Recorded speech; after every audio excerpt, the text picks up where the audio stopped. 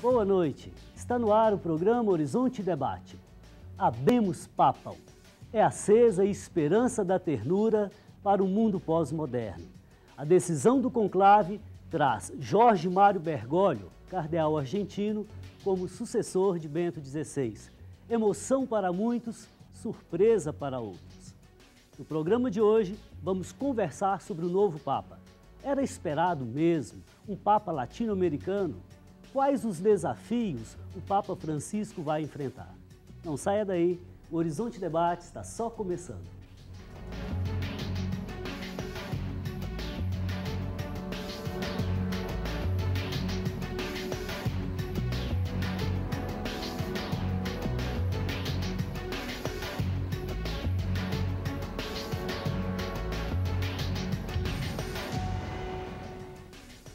Participam conosco hoje o apresentador do programa Questões de Fé, Padre José Cândido, o historiador e professor de Ciências da Religião da PUC Minas, Rodrigo Copper, e o teólogo e coordenador do curso de Teologia do ISTA, Padre Cleto Calimã.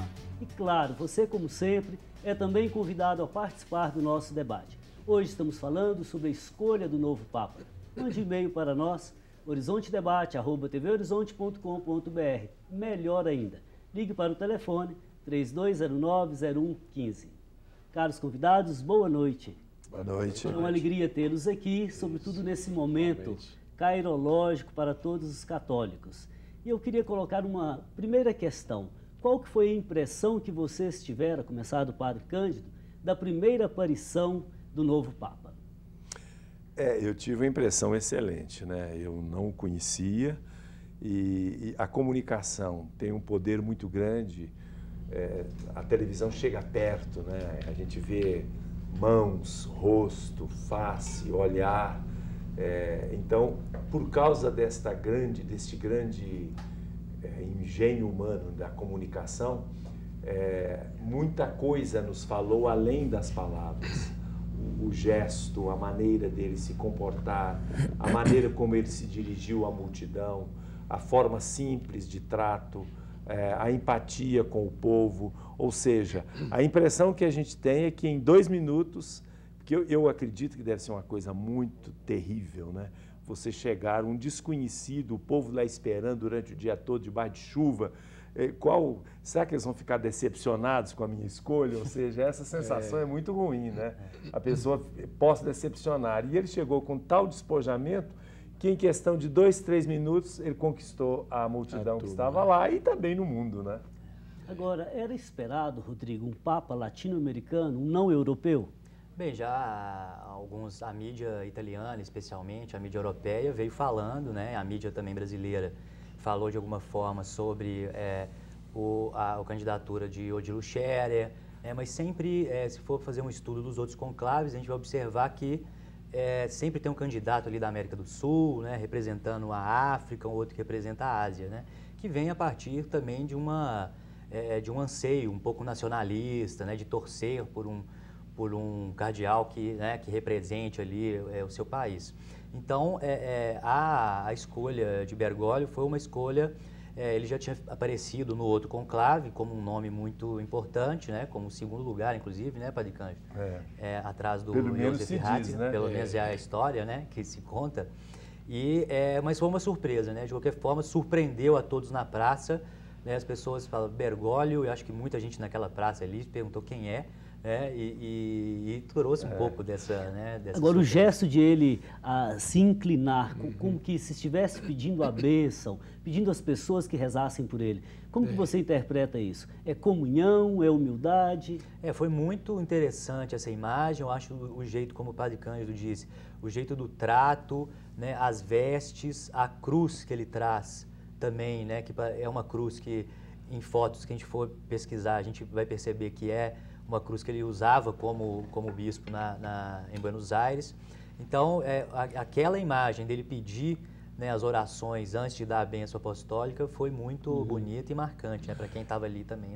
Eu acho essa ideia do povo de Deus, né, de onde vem toda a ação do Espírito vem do povo de Deus, e aí a Constituição Lumen Gentium do Vaticano II Certíssimo. começa com o povo de Deus. Povo de Deus. Né? Nós estamos a serviço deste povo. Agora, Padre Cleto, uma outra questão que está aí na mídia por esses dias.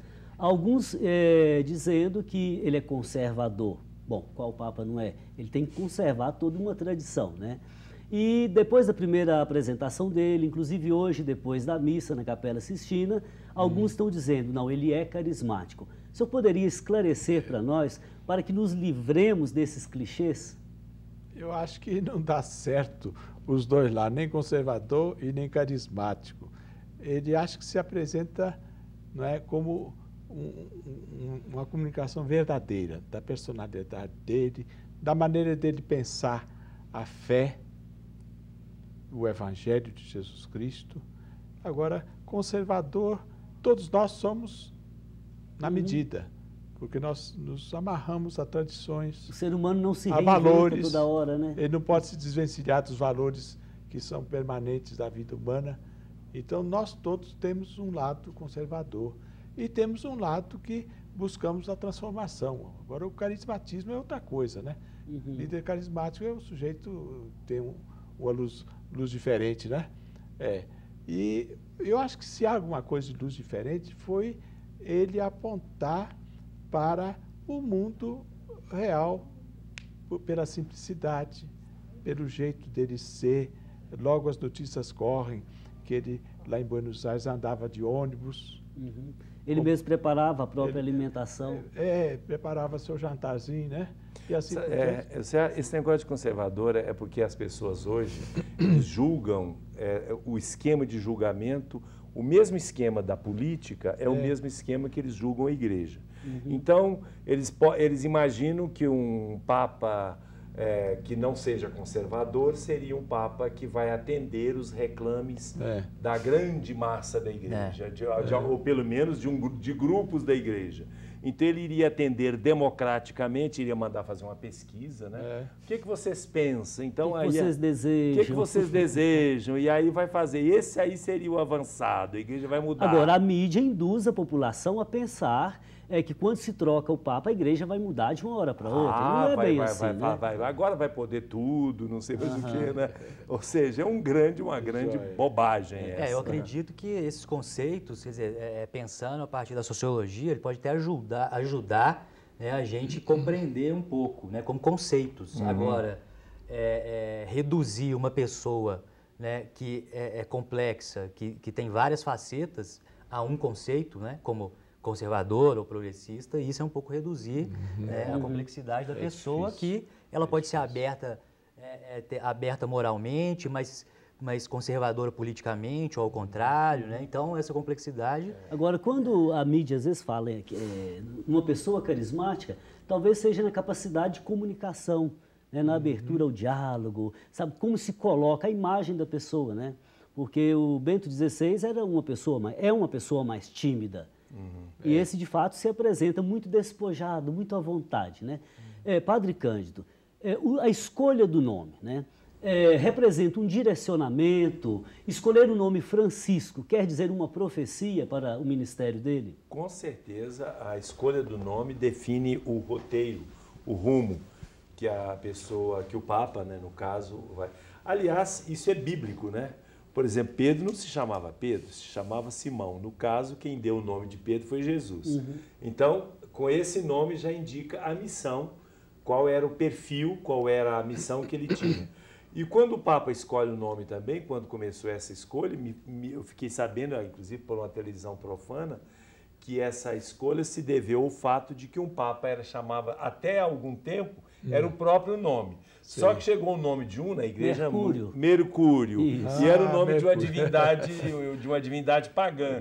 Aí falou, não, com esse nome eu não posso. Aí trocou o nome. Tá correto. Agora, o Antenor Silva, ele diz assim, Francisco é o seu nome, de Assis ou Xavier, reformador ou pastoralista missionário, ou ambos. O que o senhor acha? Não, é Francisco de Assis. De Assis. De Assis. Então, pode também até se estender ao Francisco Xavier, que era jesuíta, mas não foi a impressão que a gente tem que não foi por causa de Francisco Xavier em primeiro lugar. mas foi por causa de Francisco de Assis, por causa desse despojamento, simplicidade, menos pompa. Vai né? lá, Francisco, reconstrói a minha igreja. É isso. Exatamente. Eu acho que isso essa é a é ideia. importante. Antenor Júnior, obrigado pela participação via Facebook. A Rogéria Cristina, Padre Cleto, ela diz assim: um novo rumo para a Igreja Católica. Com certeza a humanidade já sentiu a força que o Papa Francisco tem para caminhar à frente de um povo que clama por amor, paz e muita sabedoria. O senhor considera que isso representa um novo rumo, um novo recomeço? A gente tem sempre uma esperança, né? Porque o jeito dele se apresentar colocou alguns...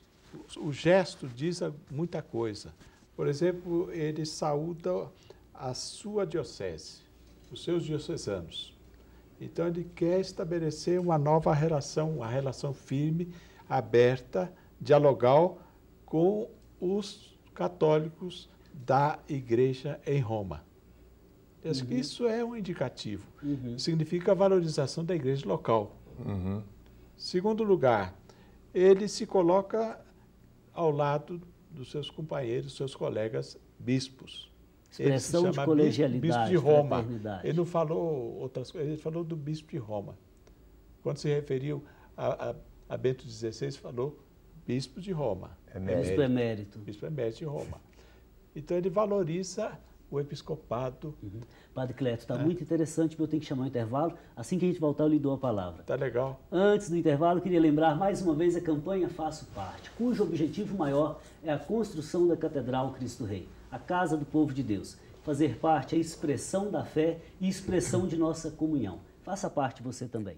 Nós vamos para um rápido intervalo e voltamos já. Enquanto isso, aproveite para participar conosco pelas redes sociais ou pelo nosso telefone. Até daqui a pouco.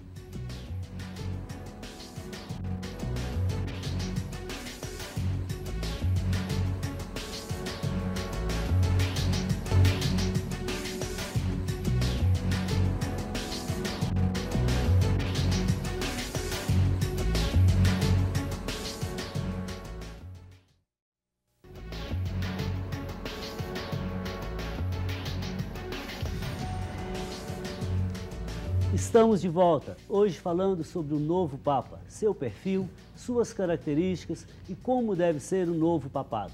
Então participe com a gente, mande um e-mail para horizontedebate@tvhorizonte.com.br ou ligue para a nossa produção 3209-0115. Retomando nossa conversa, o Padre Cleto falava sobre esta possível nova dinâmica na igreja. O senhor pode retomar, por favor?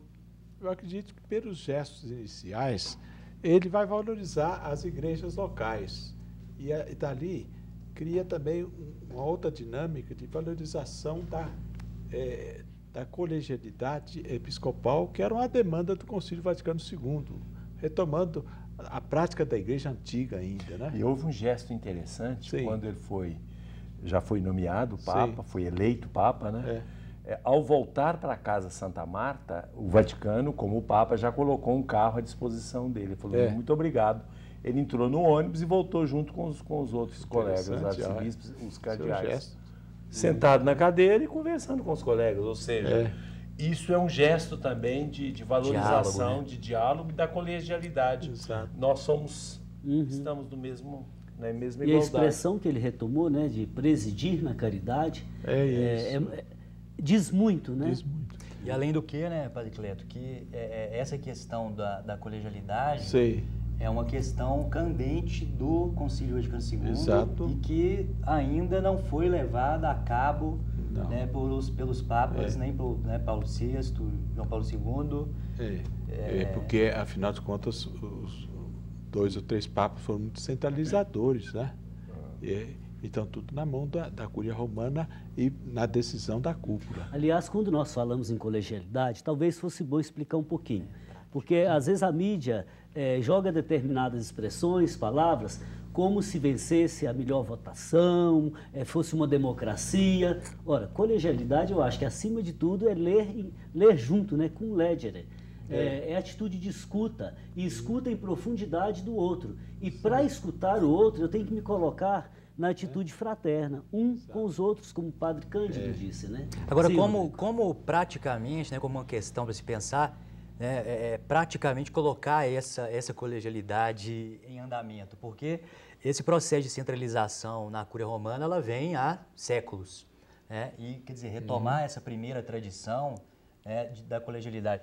Porque, quer dizer, a gente fala da colegialidade com a importância, agora como fazer isso? Pois é, mas aí é que está... Sim, esteja à vontade. É aí que está a questão da crise da Cúria.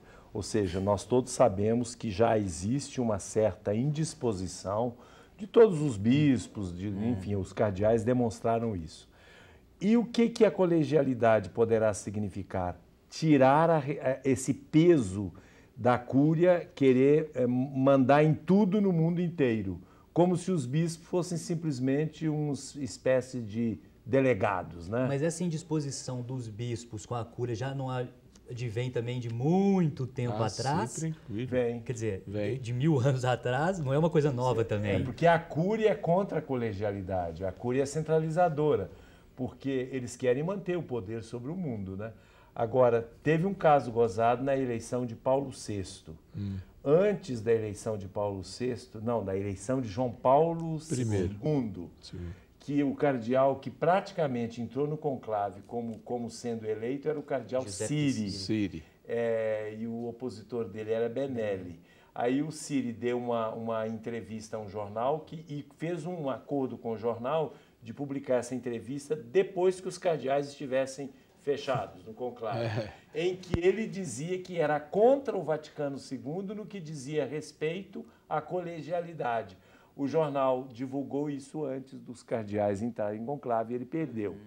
Quer dizer que há uma ânsia de colegialidade e há uma resistência também. Agora, isso aí será até um testemunho da igreja no mundo de hoje, né? Nós vivemos num mundo altamente individualista, né? Nesse sentido, eu queria colocar uma outra questão.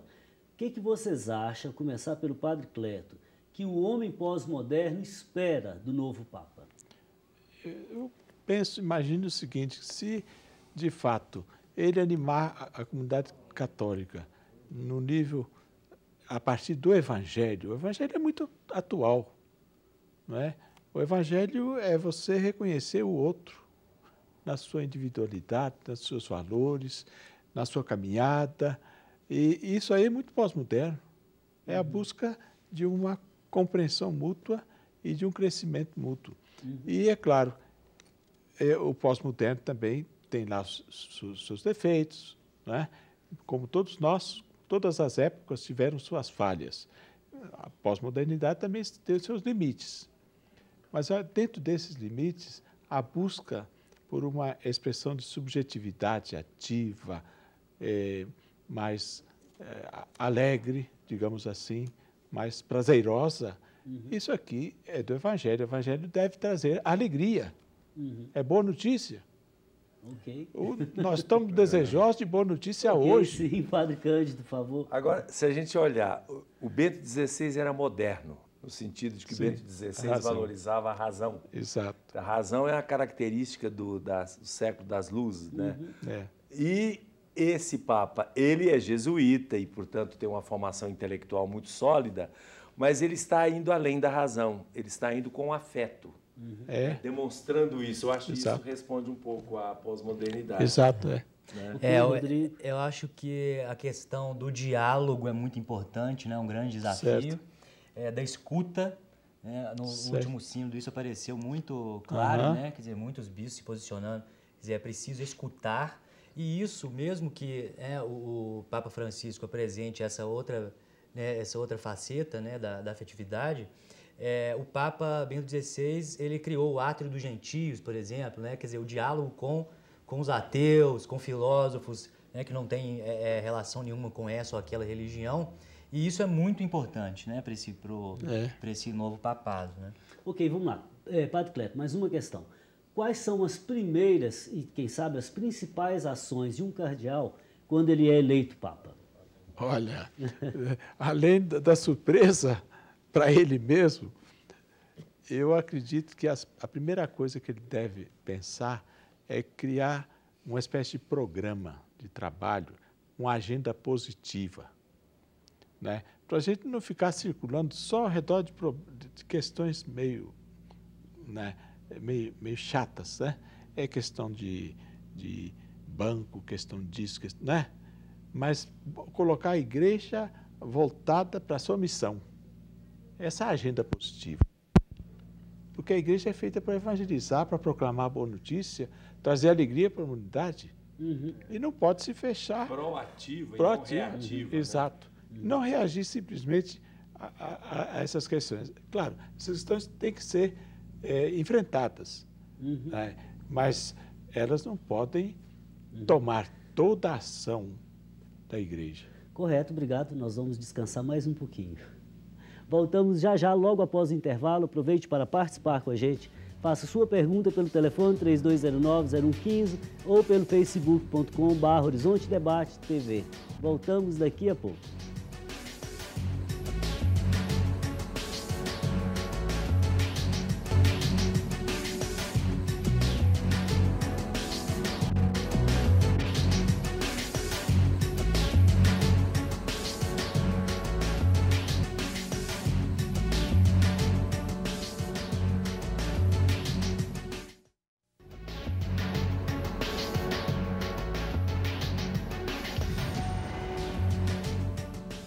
A escolha do novo Papa, este é o tema do programa de hoje.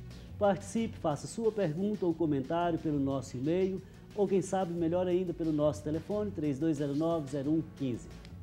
Para você que está chegando agora, participam conosco hoje o apresentador do programa Questões de Fé, Padre José Cândido, o historiador e professor de Ciências da Religião da PUC Minas, Rodrigo Coppe, e o teólogo e coordenador do curso de Teologia do ISTA, Padre Cleto Calimã. Bom, queria começar esse bloco agora falando desse espetáculo midiático que representou e até culminar na eleição do Papa Francisco. Como que vocês veem esse espetáculo? Às vezes eu tinha a impressão que eles apresentavam a igreja como uma empresa e não como uma comunidade de fé. Como que você viu, Rodrigo? Essa exposição da igreja, né, o que aparece, o que eu interpreto primeiramente é o interesse que a instituição causa nas pessoas, né? Sendo católicas, evangélicas ou não religiosas, né, de uma certa denominação, a igreja ainda tem um poder de sedução, né, muito grande. Claro que isso é explorado de várias formas, né, negativas e positivas, mas, inclusive, né, Padre Cândido, que o Papa Bento XVI falava, quer dizer, muitas pessoas se convertem à Igreja Católica não pelo proselitismo, mas pela sedução mesmo que a Igreja causa e Jesus, né, pregado pela Igreja. Quando você diz igreja, você se refere a uma autêntica comunidade de fé. Exatamente. A partir do Evangelho, ok. Exatamente. Então, Mas sim. Eu sabe o que ele estava dizendo? Se você pegar o contraste, hoje eu li um artigo, não era bem um artigo, era uma reportagem de uma jornalista do jornal Le Figaro, que estava na Praça de São Pedro.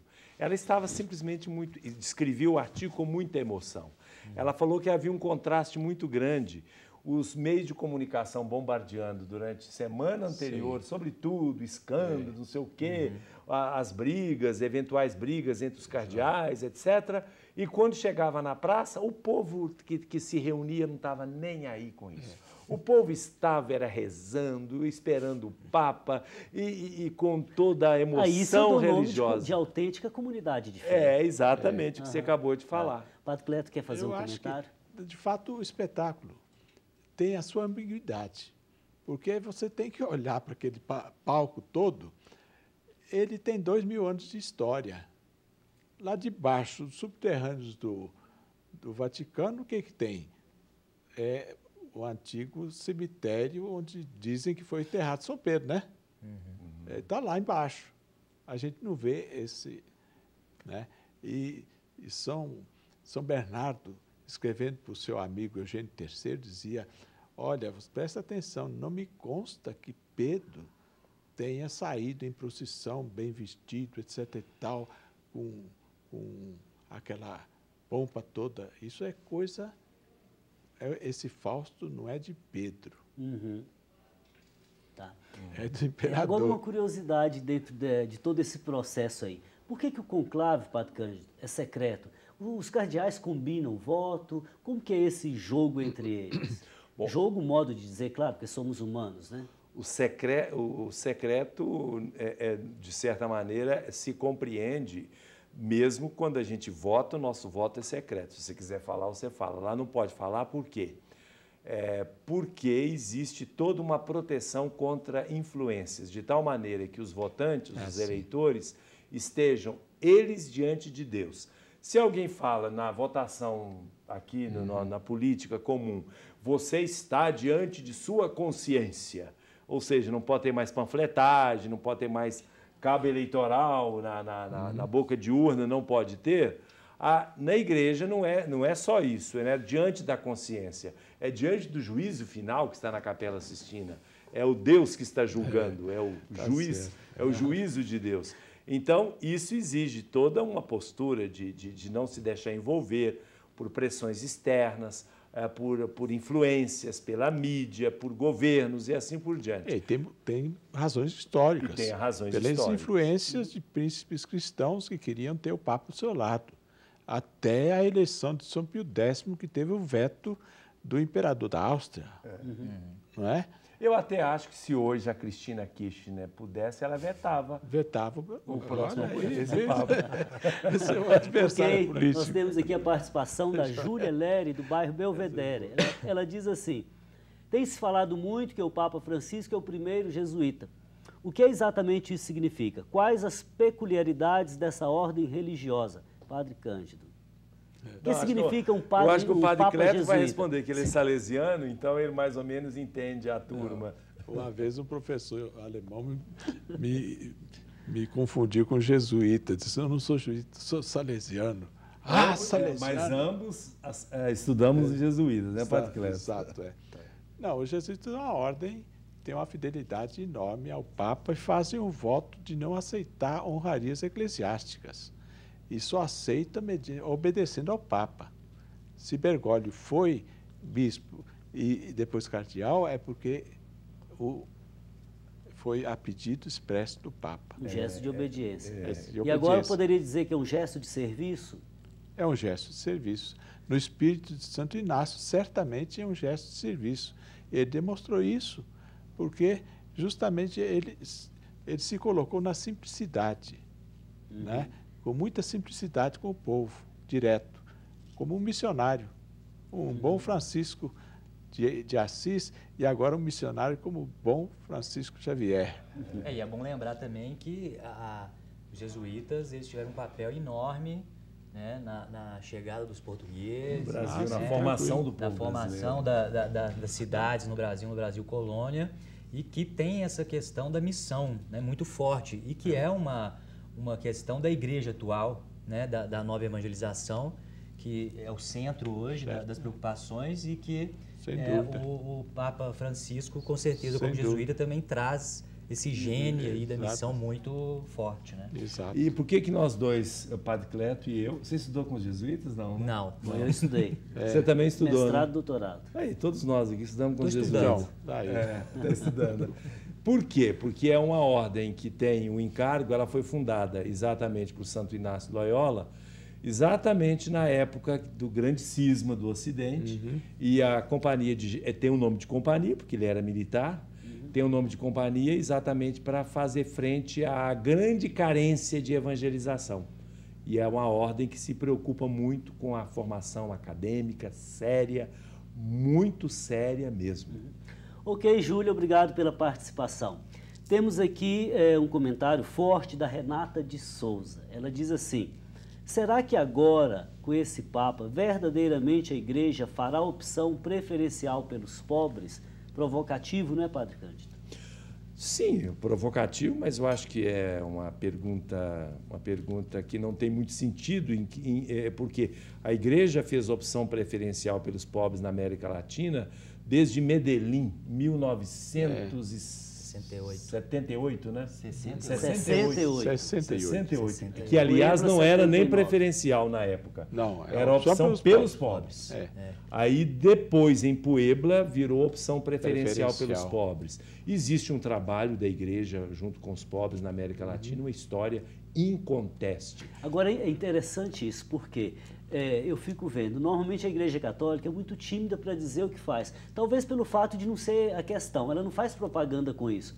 Mas em todas as nossas paróquias, as nossas comunidades, há uma série de trabalhos. Não me refiro apenas a vicentinos, mas voluntariado, grupos de arte e oração, trabalho de jovens com comunidades carentes, atendimento psicológico, odontológico, enfim, muita coisa. Quem lida com comunidades excluídas no Brasil? CIMI, por exemplo, e tantos outros grupos que pertencem à organização da conferência que possivelmente ela não sabe. Padre Cleto, por favor. Eu acho que aqui teria que dar um outro aspecto, sabe por quê? Porque todo o fiel cristão que adere a Jesus Cristo com força, com energia, com dinamismo, ele necessariamente ele está dentro dessa opção, porque faz parte da fé cristológica, como Bento XVI falou em Aparecida. É uma dimensão da fé cristológica que nós não podemos deixar.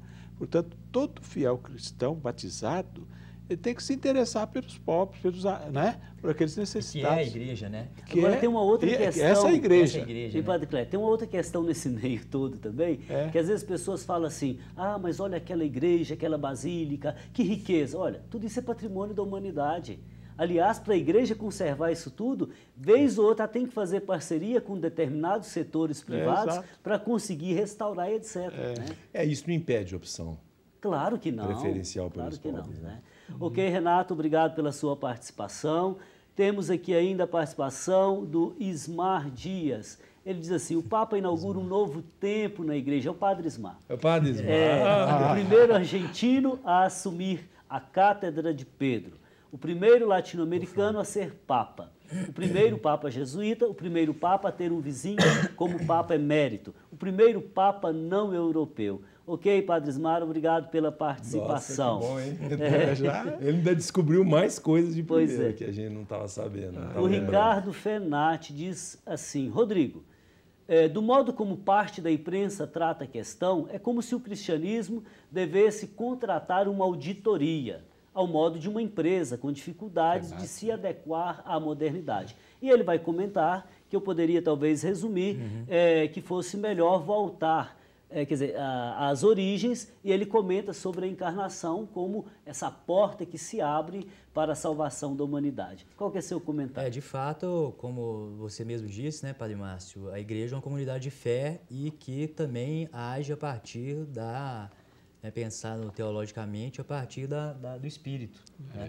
E isso também tem que ser levado em consideração. O que peca-se às vezes, ou quase sempre, na cobertura da mídia, que não se leva em consideração o aspecto religioso da igreja, esses aspectos teológicos. Então, trata-se, a igreja fica resumida a uma empresa que tem que oferecer um produto ao gosto do cliente. Aliás, hoje há muita reflexão sobre isso, sobre religião e mercado. Claro, não se trata de julgar nenhuma religião, mas são reflexões, do ponto de vista sociológico, reflexões muito sérias. Mas eu acho uma boa resposta a homilia do Papa hoje, Papa Francisco hoje, ao Colégio dos Cardeais, na Capela Sistina, nós estávamos lembrando, ele voltando à essência. Ele comentava o Evangelho, por isso que eu estava com o meu bilhetinho aqui, não é para mandar abraço, mas para lembrar os 3 verbos: caminhar na presença do Senhor, o programa da igreja, construir com pedras e não na areia, e confessar Cristo e Cristo crucificado. Ele chega até a dizer que sem Cristo a igreja vira uma ONG piedosa. Ou seja, mais uma vez um retorno às origens daquilo que está no Evangelho. E esta ONG piedosa é aquilo que ele está falando, vai fazer uma auditoria na ONG, né? Então não é bem assim, a igreja não é uma ONG. Aliás, a igreja, enquanto comunidade de fé, ela tem coisas que são intangíveis, são incomensuráveis, Nós vamos para um rápido intervalo e voltamos logo, logo, ainda dá tempo. Aproveite para participar conosco. Até daqui a pouco.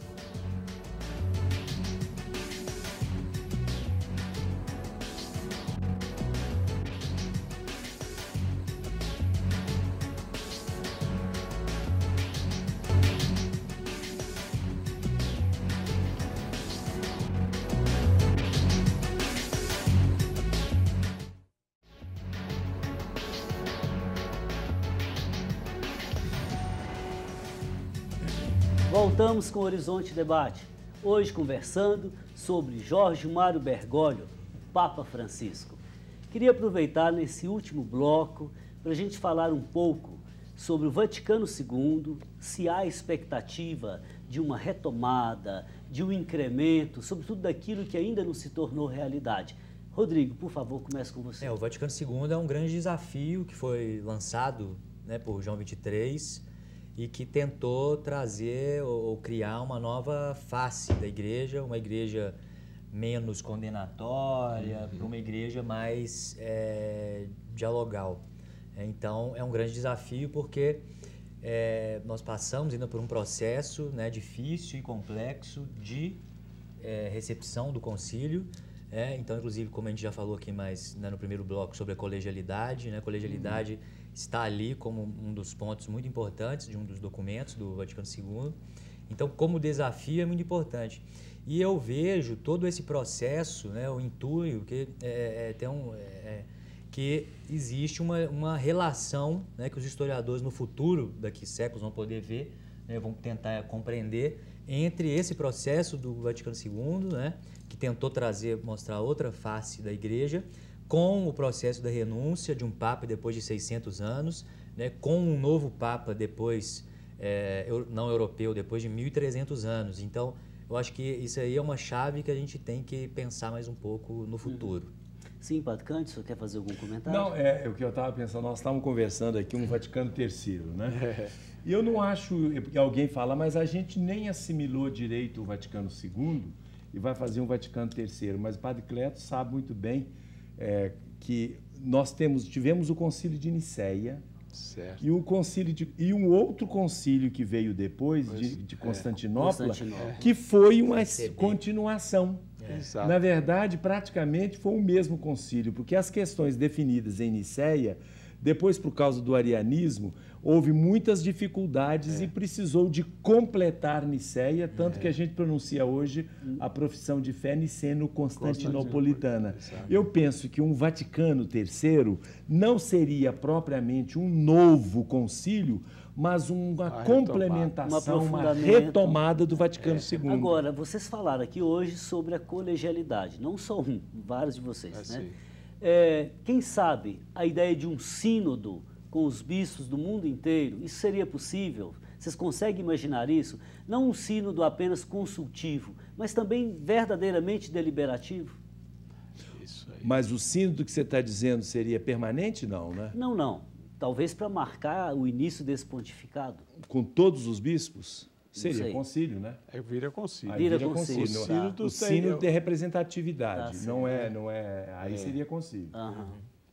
Ok. Bom, a Maria do Carmo, do Gutierrez, ela pergunta ao Padre Cândido: gostaria de saber se o Francisco do Papa vem de Assis ou de Xavier. Bom, o senhor já falou, né? Nós já falamos. O Maria do Carmo, lá da minha ex-paróquia, né? Tá. Como diz que a paróquia antiga, anterior, é o primeiro amor, então a minha paróquia, como nós já falamos, basicamente é São Francisco de Assis. Ok, Maria do Carmo, obrigado pela participação, fraterno abraço. A Graça Andreata, ela fala da ideia de acompanhar os tempos modernos com prudência, mas também e sobretudo com o olhar do amor. É aquilo que o senhor dizia também, questão do afeto, trazendo o coração além da razão, né? Bom, desafios do novo Papa. Primeiro desafio, diálogo com a ciência. Padre Cleto, como que o senhor vê esse desafio? Nós temos aí no mundo contemporâneo pesquisa com células tronco embrionárias, a ciência querendo ser neutra, como se a ação do ser humano fosse neutra, né? Como que o senhor vê esse grande desafio do Papa? Olha, em primeiro lugar, nós precisamos de mudar os padrões, os paradigmas, né, da questão da ciência. A gente tem uma visão de ciência que veio da modernidade, né? E nós temos da ciência que acrescenta, digamos assim, à natureza alguma coisa nova, né? Mas aí é mais do que isso, ciência. Hoje ela interfere na própria natureza. Eu acho que nossa maneira de pensar a ciência, ela está ultrapassada. Nós devemos atualizar nossa maneira de tomar as coisas, Mas eu queria acrescentar alguma coisa da discussão de antes, do concílio. Que o problema do concílio é um grande evento, é uma experiência espiritual. E ele só... A recepção só se dá quando as pessoas e as comunidades fazem uma experiência espiritual. De conversão. Né? De participação, de fato, de transformação. Então, o concílio só vai ser recebido quando nós fizermos essa recepção subjetiva. A partir da experiência na própria comunidade. Que foi feita no concílio, de participação, né, de sermos sujeitos da fé. Ô, Padre Cleto, me desculpe, eu quero voltar ao assunto da ciência com o Padre Cândido. Pelo seguinte, existe hoje um saber laico socialmente instituído. Ninguém tira isso da cabeça das pessoas. Então, é um desafio para o Papa dialogar com esse saber. Quando o senhor diz que a ciência moderna, de certa forma, está ultrapassada, eu também acho. Ela é esclerosada no sentido de que ela é dicotomizada, ela considera uma parte em detrimento do sentido total da vida humana, né? Então, o que o senhor acha desse desafio? Não, eu acho assim, compete à Igreja, e aí, no caso, o Papa Francisco, digamos assim, com essa simpatia que ele está irradiando, eu tenho certeza que ele não vai simplesmente abençoar alguma coisa, mas compete à Igreja explicar o porquê e fazer isso numa comunicação fácil. Ou seja, por que a gente aceita isso, mas não aceita aquilo? E não só por quê. Das razões, falar com as pessoas, olha, isso afeta dessa forma a vida humana, corremos o risco. Então, ao falar isso, a Igreja muitas vezes não sabe fazer isso. Simplesmente parece que o povo fala, dogmatizou. E, na verdade, se houvesse uma explicação, poderia ser de tal maneira fácil e simples, poderia ser melhor compreendida. A essa explicação eu dou o nome de linguagem do coração. É a linguagem do amor. Se ele vem presidir na caridade, eu acho que essa esperança é grande. Rodrigo, o desafio do novo Papa com relação à reforma da Cúria Romana. Esse é um dos grandes desafios que também se relaciona com todo esse debate da colegialidade, né, da representatividade dos bispos. Eu acho que a linguagem, talvez a transparência, né, que tipo de transparência isso internamente quanto externamente, né? Quer dizer, os processos, a agilidade, menos burocracia, eu acho que isso aí é o que vai ser um grande ponto. O Papa Francisco, pelo perfil dele, você acha que ele terá fôlego para enfrentar esta reforma? Então, acho que com o nome, né, com o nome e a coragem que ele teve de escolher esse nome, né, como Papa, eu acho que sim, eu acho que ele veio para deixar uma marca, né? Agora vamos esperar para ver.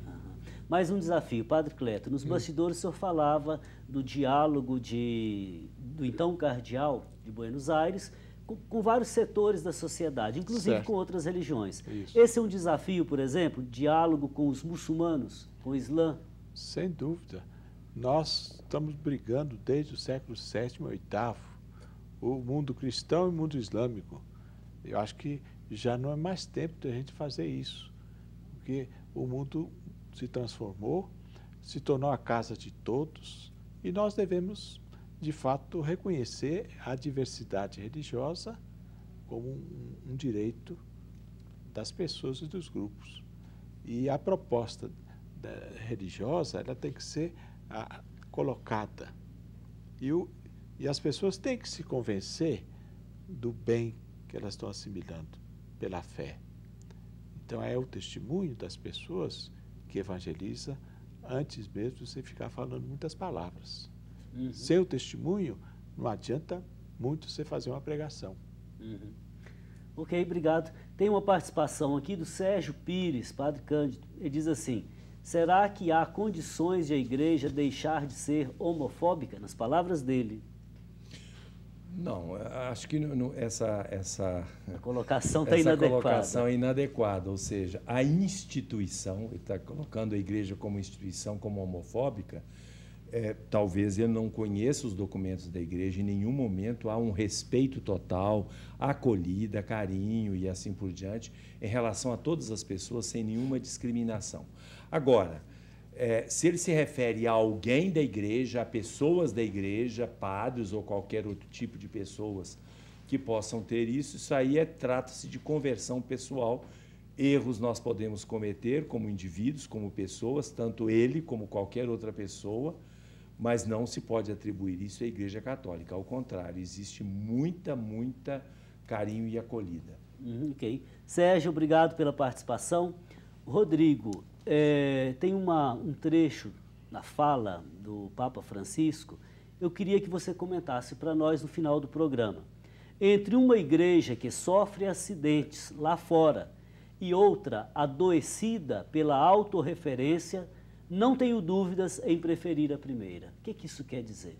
Eu vejo como, quer dizer, uma tentativa de abertura, de olhar e escutar o que está, né, do lado de fora, e as pessoas que, especialmente, né, e aí com o nome Francisco de novo, especialmente as pessoas que sofrem, que são as pessoas que necessitam de um olhar, né, um olhar mais cuidadoso.